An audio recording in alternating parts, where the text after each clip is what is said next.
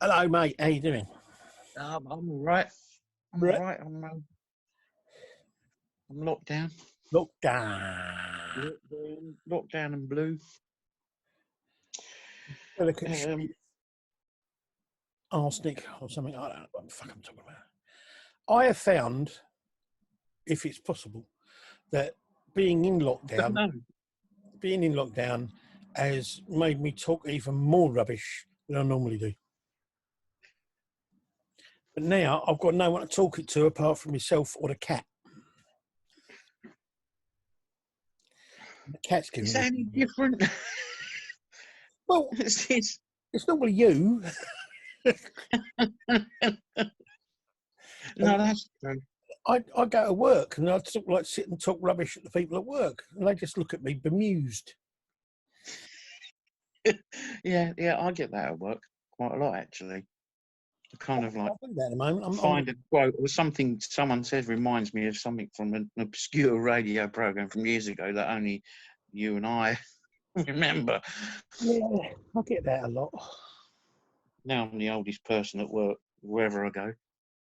I was talking to somebody on some social media platform, which is very odd because you can't get social media trained.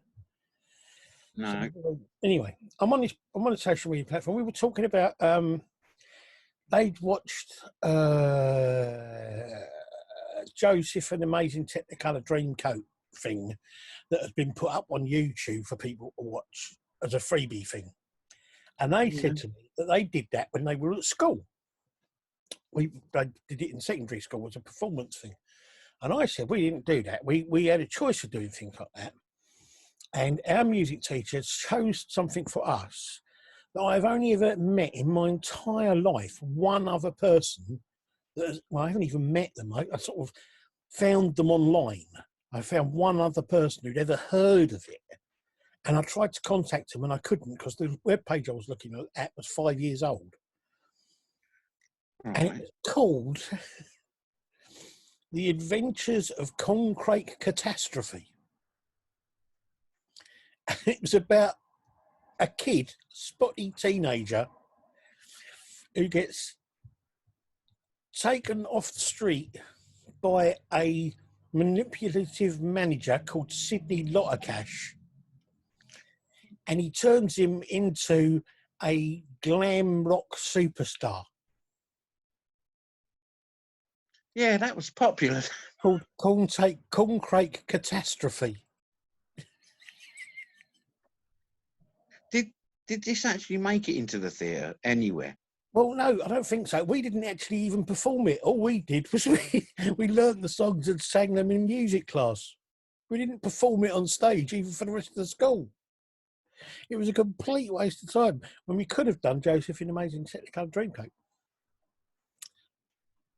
And I've never heard of it since. I can't find any reference of it anywhere online. No idea who wrote it or anything about it. But all I remember about it is the fact that the character's name was Concrete Catastrophe. What the basic premise of it was, the manager was called Sidney Lottercash because there was a song in it where he sings, "My name is Lottercash." And I don't remember any of the other lyrics other than that. So, yeah, it was seminal.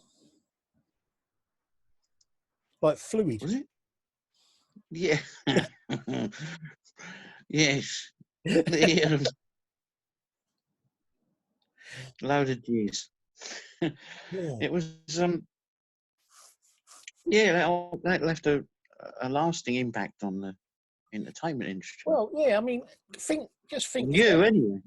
if it had been done on stage properly, like Joseph was, that could have been huge. Mm. We could have had a TV series where they were looking for the new concrete catastrophe. Yes. That would have been quite. Yeah, Britain's got concrete. Would have been pretty much just as boring as the other one was. But there you go. Joseph and the Technicolor Yawn was always a good idea. Yeah, that was quite popular. Apparently, I used to have. There was a TV production of it that was taken from a stage production. They took all the people who were on the staged version, took them into a studio and recorded it when I was a kid. So it must have been 70s-ish. And I've seen different bit clips from things with Donny Osmond and Donny Osmond and who's the Australian geezer? The one that Jason Double. Jason Yeah. Donovan, and also Philip Schofield. I've seen clips of those, but the one I know, Philip Schofield. yep, the one I know from when I used to watch it on the TV, and I used to have the soundtrack album for it because I bought it. Joseph was played by Paul Jones from the Blues Band. Oh, right. Yeah. That wouldn't have gone down very well with the Bible people, would it? No, I wouldn't have thought so. Mind you, he did a very religious rock film as well. Have you ever seen that? No. I can't remember what it's called now. But it's got a very interesting a rock version of Jerusalem on it. And he does this song on there called, what's it called? Revelation or something like that. He kind of becomes the new Messiah as a rock god. Not good, to be honest. No. He's never really been a rock anything, Paul Jones, has he? No, he's quite good at his bluesy stuff. Yeah, his blues stuff's great. But yeah, well, he was in Manfred Mann, wasn't he? And they tried to make him into this kind of rock person. Yeah.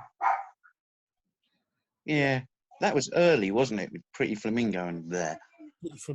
Pretty Flamingo and 5 Pretty Flamingo. Yeah. And what was the famous one? The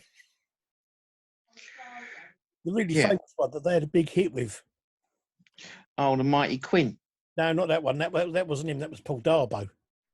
Oh, the other one they had. I want to say no. It's not Obla the Obla Da. It's one of those sort of do diddy dum diddy do. Was that them? Yeah.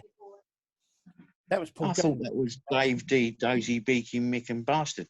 No, they're famous for doing something just like that. I have no idea what they're famous for doing. Actually, I can't think of a single one of their songs. Oh yes, I can. They're famous for doing two things. Actually, they're famous for winning 2 bets. One of them was around the fact that they managed to write a song and it got in the top 10. I don't think it got to number 1. It got in the top 10 and it didn't have a single proper English word in it. Didn't have a single proper word in it, actually. They were all of the lyrics were completely invented. There wasn't a single proper actual word in it. It was called Zabadak. No. Yeah, it was quite a brilliant song, actually. And the other one was they did, the other big hit they had was Xanadu. Not to be confused with the one that was by ELO and Olivia Newton-John. Or Rush. That's something I like. I'd like to hear them do each other's songs. Yeah. I'd like to hear Jeff Lynne do Rush's Xanadu and hear Rush do ELO's Xanadu. That would be quite interesting. I'd like to hear Dave D, Dozy, Beaky, Mitch, and Wanker do Rush's version of Xanadu. Mitty Kick. I don't think there's many of them left now. I think Dave D's not there anymore. And I think Titcher's been long gone. No, it's probably Dave's dead. Dozy and Titch. Dave Dozy. I don't know. It's a bit like Hugh, Barnum Grew, Cuthbert, Dylan and Grubb. They could have had a band. They had another silly hit, didn't they? Ooh.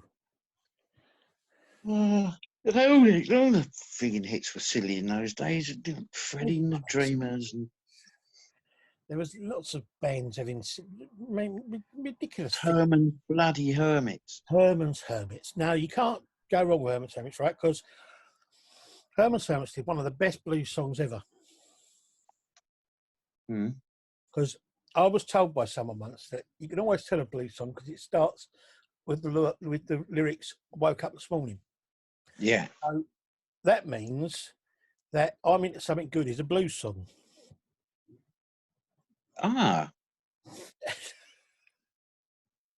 I've never thought of it like that. No, not many people have. There's probably a bloody good reason for that. Yeah.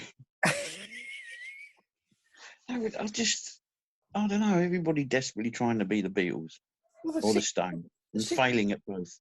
60s was an odd time, really, though, because it was like you had people who were leading the way, doing stuff that nobody had done before, or doing things that people had done before, but doing it in a new and original way. And then you had people who were kind of like old variety acts who were just kind of, they've been playing the working men's clubs for years and they've just carried on doing the same thing. But because everyone was into these, bands, you sort of like got yourself a beat and everyone went, oh, let's sign them. That's kind of what happened to Bill Haley, wasn't it? Bill Haley. Bill Haley. Yeah, Bill Haley. it was. It's an instrument. It's an Irish instrument, the Bill Haley. I see. I always thought it was what Parker used to say on Thunderbirds. Yes, Bill Haley. Yeah, no, it's what happened. Yeah, well, he was a country and western musician. Yeah. And then somebody went, oh, look, if you do this and speed it up a bit and put a sort of a slightly ringy drum and heavier bass on it, it sounds like rock and roll. Mm. And then you'll get credited with inventing it. Yeah. You know. But I must admit, I preferred the later stuff. Although the later stuff, I quite like the stupidity and complete bizarreness of what came to be known as bubblegum music. Yeah. Things like Yummy, Yummy, Yummy and Chirpy, chirpy, cheap, cheap. Chirpy, cheap, cheap, things like that. And they were done by bands called like the 1910 Mouldy old dough. Company or something like that. The Banana Cheesecake Factory and things like that. That's what they were called, Strawberry Alarm Clock and things like that. Bed tent Ribena bottle snake. Absolutely. That would have been a great name for a 60s bubblegum band. Mm. Yeah. Yeah. Can't stand all of that. I think it's great because it's just so throwaway rubbish, sort of like, what is this crap? Yeah. The Archies. And of course, over here we had the famous kiddie fiddler Jonathan King doing the same sort of stuff. I thought you were going to say there was a band called Kiddie Fiddler. How did he get away with that? Now that'd be different. Yeah, little Kiddie Fiddler. Little kiddie fiddler. Yeah. Well, tonight's gala performance in front of Queen Elizabeth II. We've got little Kiddie Fiddler.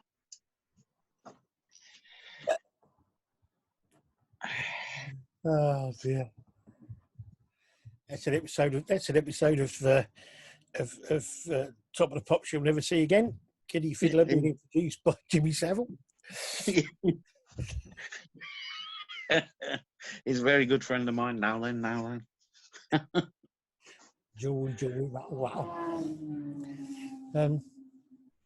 Yeah. Yeah, Jonathan King, what a horrible man. Yeah, and he didn't really do anything of any real note when it comes to music, except for the Didn't fact he discover a name, Genesis? well, he discovered Genesis and was it 10cc as well? He did a number of them. He found a number of them or signed them or something. No, he didn't discover 10cc. No. They formed around providing music for a Neil Sedaka album. Oh, right. Because I know So, one of them was in a band called Hot Legs. I got but to it was say, nothing to do with Jonathan King. In fact, I read an interview with 10cc, and the first line was, "We are nothing to do with Jonathan King," which struck me as maybe odd. maybe that's a rumour. And Yeah. that's long gone about. See, the thing about it is 10cc are one of those bands that they were around a lot. I heard lots of their songs, but I can't say I ever really liked them. Oh, well, at the time, I thought they were okay. Now I really like them. No, I Bit late. never really got into them at all. Some of their album stuff is really good. I liked all the singles. Never really listened to their album stuff that much. I was going on the at that time. I was just interested in singles, so I listened to the singles and go, nah. I really liked on Mandy Fly Me. Rubber Bullets was brilliant. Yeah. And of course, like a lot of the bands that weren't bubblegum then, Bubblegum. like Nazareth and Status Quo, the people I used to see on Top of the Pops all the time, Yeah. they were actually album bands, weren't they? Yeah. They released a single as part of it, like those. But they were far more than that. That's why you actually bought an LP. A long playing record. See, I used to quite like them. You used to be able to buy EPs. They were good because you get like 5 tracks on an EP. Yeah. It was like a half. It was like almost like one side of an album. Yeah. And they were quite. They weren't produced in large numbers, were they? Really? No. They were quite good to find. Yeah. Yeah. Yeah. Yeah. But anyway. So, what have you been doing this last sort of since the last time we talked on here? Apart from looking down. I've just been waiting for this, really. Really? Yeah, I've had like a couple of bags of chips. I'm still sitting at the same desk. I just kind of sat here and looked out the window. I Went to the loo. Yeah, I've been doing that a few times. Still got the problems with the bloody flush thing. Right. Our sink got blocked the other day. That was exciting. Yeah. That's always. Clear the sink. Yeah. I'm thinking of starting going around blocking the sinks so that I've got something to do. Yeah. I'm leaving little traps so people go, now have you seen this? It's broken. I'll fix it. I've got some nails, some glue. That's it. Nail it back together. That's what I say. You should write a DIY book. Well, yeah. I mean, it stands to me. You if you got two things. Stands to sense. Stands to sense. You got two things that need to be fixed together. You put a nail through them. Well, Unless they're too thick, in which case you put a bolt through it and a nut on the other end. Yeah, that's right. It's a good way to fit it to a wall. You drill a hole right the way through the wall, put a coach bolt through it, a bolt, a nut on the other end, tighten them right up, and then saw the end of the bolt off. Yeah. It's the simple, old-fashioned ways. Yeah. It's not. I'll tell you. My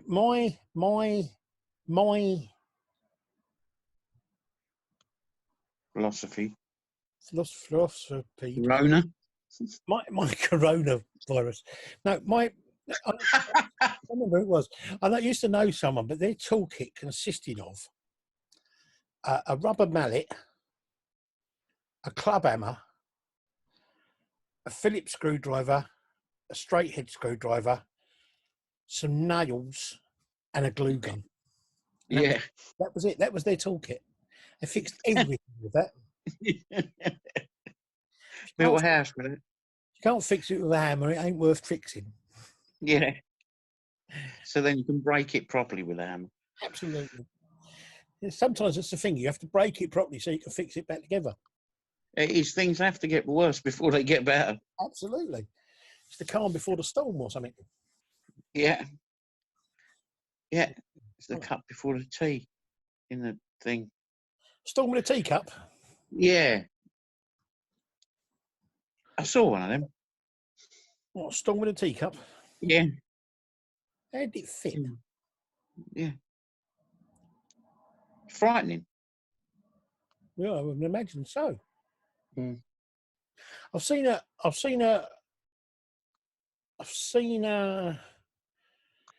hurricane in a bowl. Yeah. I've never seen a storm with a teacup. Yeah. Yeah. Yeah. I've seen a typhoon in a teapot. Ah, what, an aircraft? Yeah. Hawker Siddeley.